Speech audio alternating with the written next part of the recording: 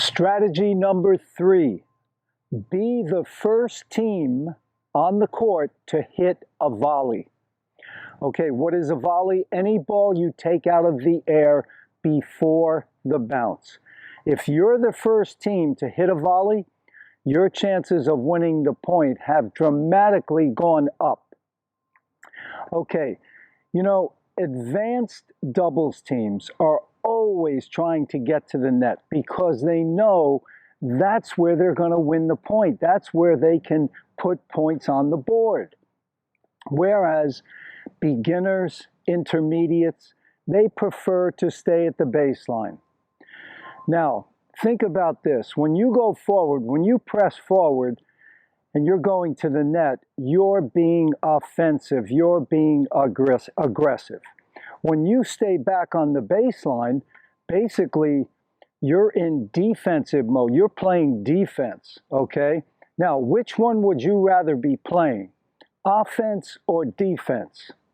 Well, remember, offense is what puts points on the board. So you've got to learn to move forward and be that team that hits the first volley. I'm going to give you 3 reasons why hitting that first volley is so important.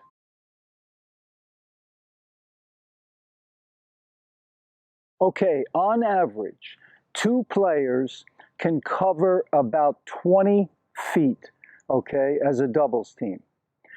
Now, a doubles court is 36 feet wide. So that means that a team can cover about 56% of the court. Now, that's only true if both players are at the net side by side. Okay, so if you're in any other position, one up, one back, you're exposing a lot more court. So that's one reason why you want to press forward. And I know you're thinking, yeah, but my opponents are going to lob. We're going to talk about that later, but the fact that they have to lob just proves the point of how much pressure they feel. They feel they have nowhere to hit the ball, so they have to try and go over your head. Okay, so pressing forward, you can cover more court and you're putting pressure on your opponents. They're going to feel, where are we going to hit now? That's why a lot of times they try the lob. But if they're trying the lob, you should be very happy about that because, number one, it's a difficult shot, and number two, they're going to give you a lot of easy smashes.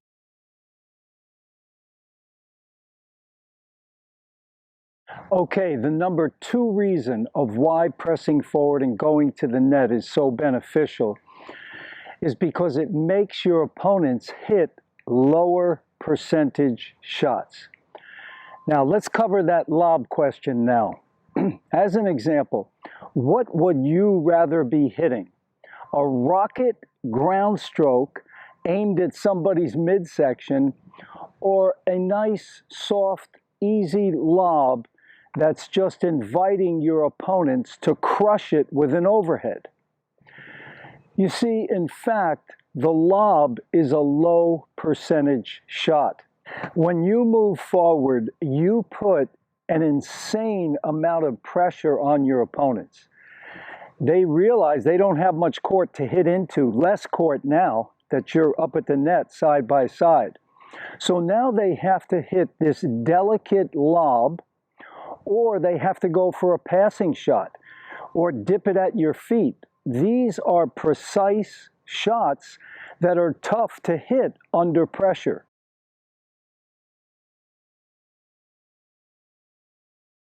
The number 3 reason of why pressing forward is so important in doubles is because it takes away your opponent's time. It gives them less time to react. Okay, less time for them to make choices and less time for them to execute the shot. Let me illustrate it this way. We've all probably hit against a wall, okay? Now imagine you're hitting against a wall and you have to move back, you know, let's say 20 feet, so that you have time to react. Okay, if you're too close to the wall and you're trying to hit ground strokes at a decent pace, you know, the ball's coming back too fast. So let's say we start at 20 feet back, but then imagine that the wall keeps getting closer and closer to you. The ball's coming back faster and faster. You have less time to react, less time to get ready to execute the shot. So when you're out playing, I don't want you to think that you necessarily have to hit harder, but you and your partner should become the wall. Just keep moving in and hitting those nice solid volleys, and you're taking away time from your opponents. The balls are coming back so fast. So that's the third reason. So you've got to learn how to become a good, solid volleyer and be able to hit overhead smashes. When you and your partner become the wall and move forward and make that first volley, you're taking time away from your opponent. On this point, I serve and come in behind my serve. I hit the volley down the middle, but the net player on the other side is not prepared. They tend to move laterally. They're not in aggressive mode. So they're not stepping in and they make errors.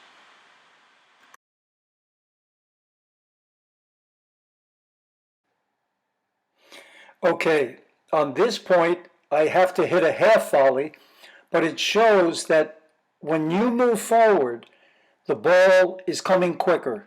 They have less time. And sometimes there's confusion. Whose shot is it? And we can see it here. There was hesitation and then an error. By moving forward and becoming the wall, it puts a lot of pressure on your opponents. I come in behind the serve, I hit the volley. Now I keep moving forward, and look at that right there. We are the wall. My opponent feels a huge amount of pressure to hit a fantastic shot. He tries a topspin lob and makes an error. You're not going to win every point when you move forward. However, you will win a greater percentage. On this particular point, my opponent ends up hitting that perfect topspin lob, which is a very difficult shot. So even when they win the point, don't let that stop you from moving forward. You're going to win a greater percentage.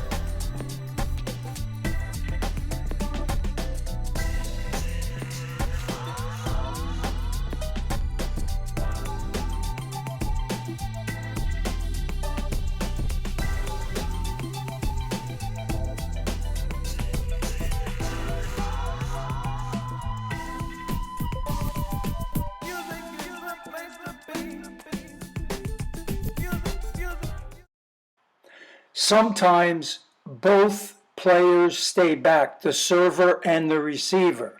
But if you're the first one to make that move forward, remember your percentage of winning the point will dramatically go up by being aggressive.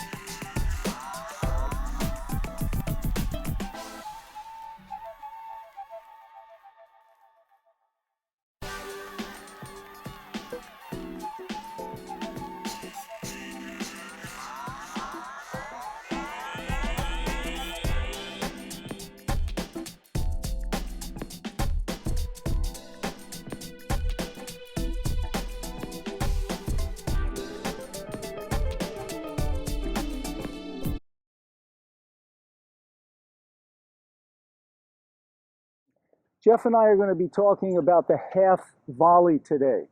Tough shot for a lot of people, right, Jeff? Absolutely. Yeah. And if you're a doubles player, right? Hey, catch it right at the feet. Yeah. And if you're not careful, yep, exactly. get right on by you. You're going to get a lot of half volleys if you're playing a lot of doubles. So it's a must-have. You've got to have this shot. Okay, what are some key points we want to think about? Tom, what I like to do when I hit the half volley is really shorten up my swing. Shorten up the swing, number one. Okay, so if the ball's coming here at your feet, shorter backswing. Backswing. Okay, good. And still have my nice follow through. Okay. All right, so number one, short backswing. You don't want to get involved in a big backswing. Exactly. Okay. The other thing I think you want to keep in mind too is the rhythm of the shot. You know, when you hit a regular ground stroke, you know, it's something like, you know, just bounce, hit. But when you hit a half volley, okay, it's a quick rhythm. It's bounce, hit, it's bounce, hit. Okay, so that's another thing you want to keep in mind. It's a quick rhythm. One other thing, let me show you, is the angle of the racket when you're making contact. Let me show you that. Okay, another thing you want to keep in mind with the half volley is that because of the sharp angle of the ball coming off the court, the racket face can be slightly closed. So the top edge of the racket can lead into the shot. See, many players think that they have to scoop this shot. And when you scoop it, you simply pop it up. You don't want to do that. You've got to keep a half volley low to the net. Okay, so I want you to think of almost like you're smothering the ball. I want you to try this a few times and you'll see you'll still get net clearance. So think of the top edge and just get your racket right behind the ball and lean forward and lift a little as you're coming through on the shot. Anything else you were thinking, Jeff? Yeah, Tom. It's a difficult shot, no doubt about that. Yeah. And a lot of people will tend to tense up a little bit on it. Tense up, yeah. So you don't really want to give the racket the old death grip. You want to be nice and relax. Nice and relaxed with it. Yeah. Once again, short backswing and just keep it nice and smooth. Yeah. Okay, we'll demo that for you now. Okay, as soon as I recognize I have to hit a half volley, it's a short backswing. That's it. Turn your shoulders, short backswing. Now from here, I'm going to go down, step with my weight forward, and then I will come back up on the finish. Okay, right there, you can't see it, but the top edge of the racket is tilted forward. It's leading into the shot. You see how the ball stays low over the net.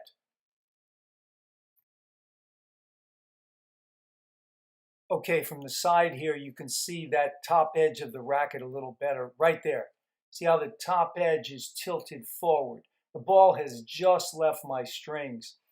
You can see the ball is ascending, but it's not popped up. And then I come back up on the finish. Again, another one in slow motion. Short backswing, forward into the shot, and come back up on the finish. And the biggest mistake that I see is players are doing too much. One of the key things that you have to learn is, now, first of all, let me clarify. I'm not talking about swing volleys, okay? You know, that floater that's sitting and you're near the service line somewhere and you see the ball floating, okay, you're taking a full swing volley. I'm not talking about that. And even when you're in a good volley position and you get a ball that's you know, kind of slow and you really want to put it away, you do a little more swing, but that's it. You know, just a little more swing. And when the ball is coming fast, when you're approaching the net, you want to do what's, you know, a standard volley. We'll call it a standard volley. You have to learn less is more. The less you do, the better off you're going to be. And what I find is a lot of my students, when they go to hit the volley, they're doing way too much, and I see a lot of this kind of movement. You know, I see the wrist and the forearm either trying to cut the ball or carve it or come over it, and that's not what you want. Now, if you were hitting the volley pretty flat, you're going to go kind of straight out at the target, okay? You're going straight out at the target. And if the ball is up a little bit and you want to put a little underspin on the ball, okay? A little underspin, so you would start slightly higher than the ball and come down on the ball slightly. That would impart a little backspin, a little slice to the ball, which is going to give you more control. But here's the key to this whole video. This is the hinge right here, the front of my shoulder. So you have to learn to swing from the front of your shoulder, and it's a very short swing. Okay, I'm talking, you know, 2 or 3 foot swing in total. Even from your ready position, you're there, that's a foot, foot and a half. You bring the racket back, because the racket's out in front of me here. You can see I've got the racket out in front. So a foot to a foot and a half back here, and then that little shoulder swing. A foot to a foot and a half, so you got a 2 to 3 foot swing. The best thing you can do to improve your volley is just put that hand there, put your left hand here, and you can do this when you're hitting the ball. And just feel that shoulder, the front of that shoulder, contracting. It gets tight right there. So that's all you need. And if you make that swing quick with a firm grip, you're going to hit the ball plenty hard enough. The key is when the ball's coming to you fast, you just want to get your racket face in position of where you're trying to hit the ball. That's the key. But the swing, 2 to 3 feet, front of the shoulder. That's what you have to learn. So just put that hand there and get that feeling of contracting the front of the shoulder, and that's going to help your volley. You don't want to do any of this, any of that, or any of this. Okay? A slight high to low swing will give you what? It's going to give you slice. It's going to give you backspin. It gives you more control. So that's why you want that slightly high to low swing. High to low swing slightly. But you're not doing this with your wrist trying to come on under the ball. The hinge is right there. Feel the front of that shoulder even when I swing high to low. See, I can feel that muscle contract right there. Let me show you a few volleys. Okay, here in slow motion, I'm basically setting the racket now. Right there. The racket is set. Now from here, I'm going to use that shoulder as the hinge to swing forward. Right there, that's it. The swing is over. 2-foot, 3-foot swing. The racket movement at this point is just coming back to the ready position.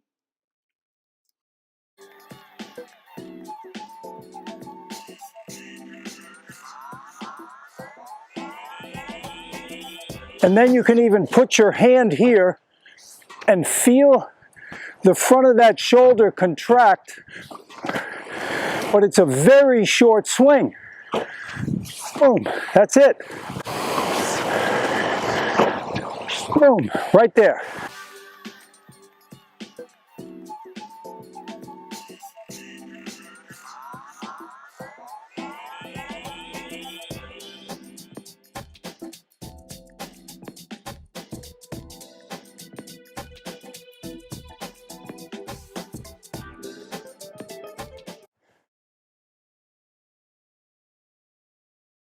You a doubles player or a singles player that likes to come to the net and you're having trouble putting away those lobs. Okay, my 2 quick tips. Number 1, move the feet. As soon as you see that ball go up, you've got to start moving your feet. You hit your approach, you come in. As soon as you see the ball go up, get sideways. Start moving the feet.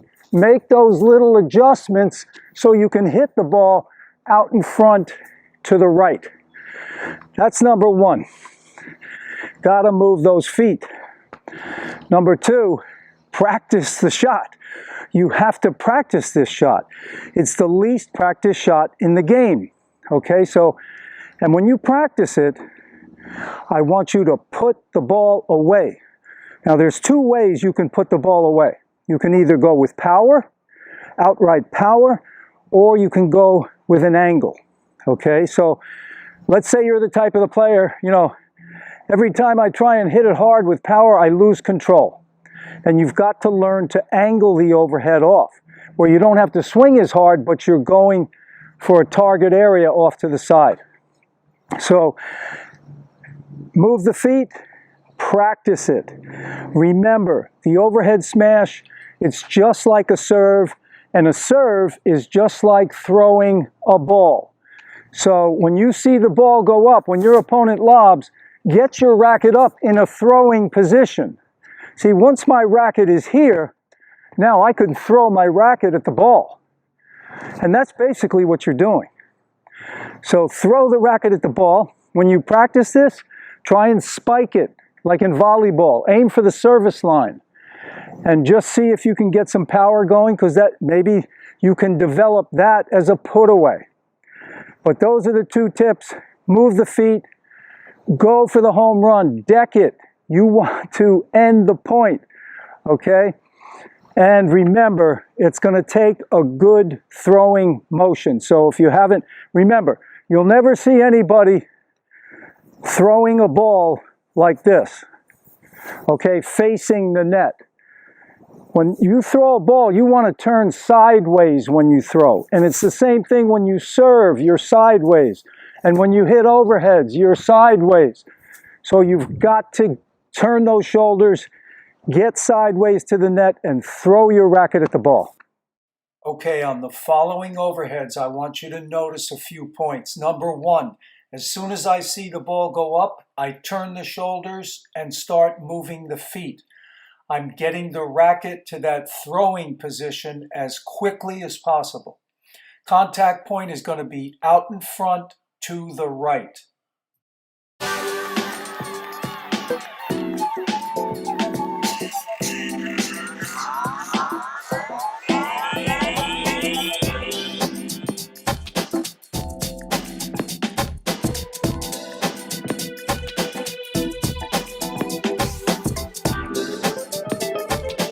Okay, here in slow motion, I see the ball go up, I turn the shoulders, I'm getting the racket up to that throwing position. Notice the left arm is pretty much parallel with the net. That gets me turning those shoulders sideways. The feet are still moving, making minor adjustments. Okay, contact point, you're going to see it's out in front to the right. That's where your power is going to be, out in front to the right.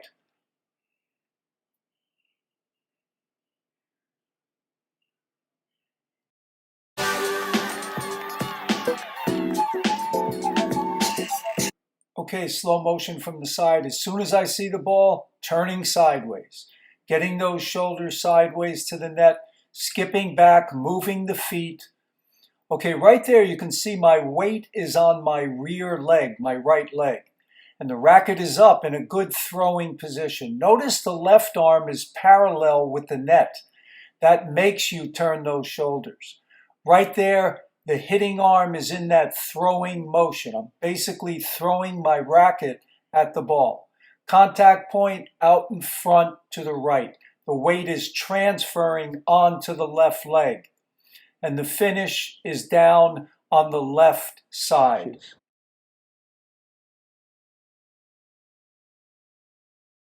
Okay, a great way to work on your volley by yourself, use a wall.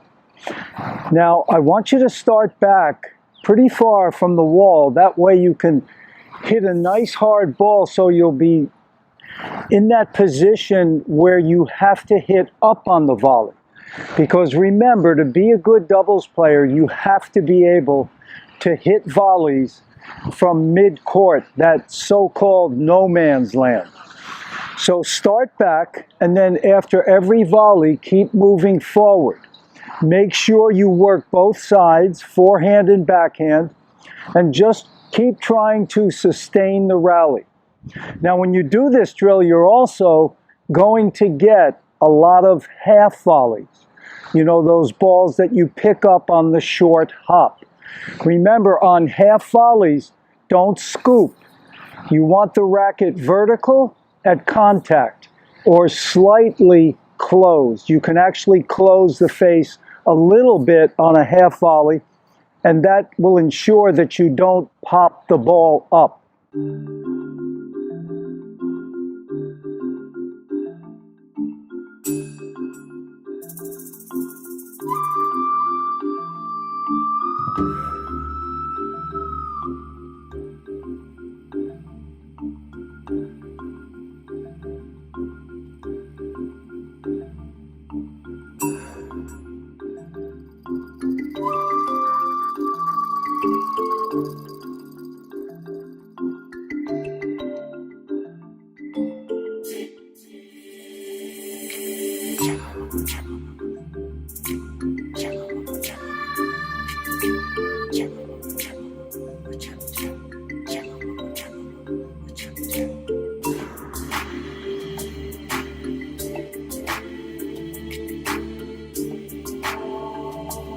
You can even work on your overhead smash.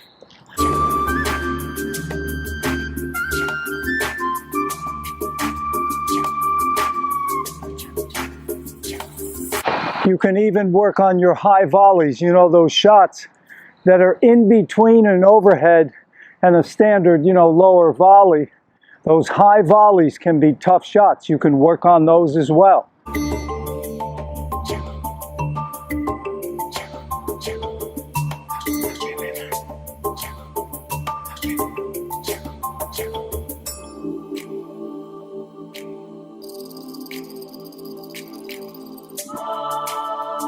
And you can even work on that high backhand smash, where you're a little bit late, you've got to hit the backhand, and you're hitting that smash.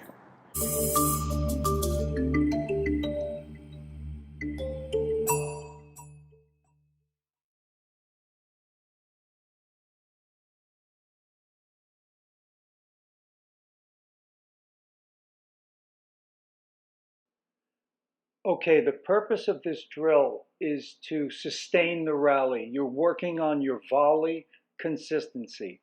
If you have to hit a half volley, go ahead and keep the rally going for as long as possible.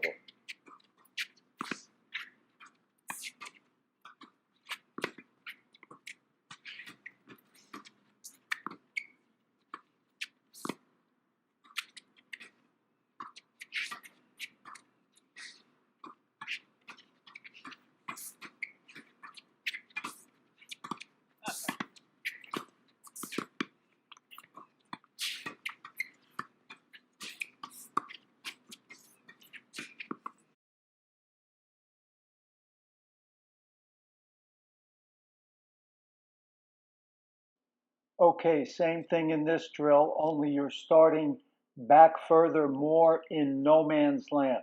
You have to be able to hit volleys in no man's land to be a good doubles player.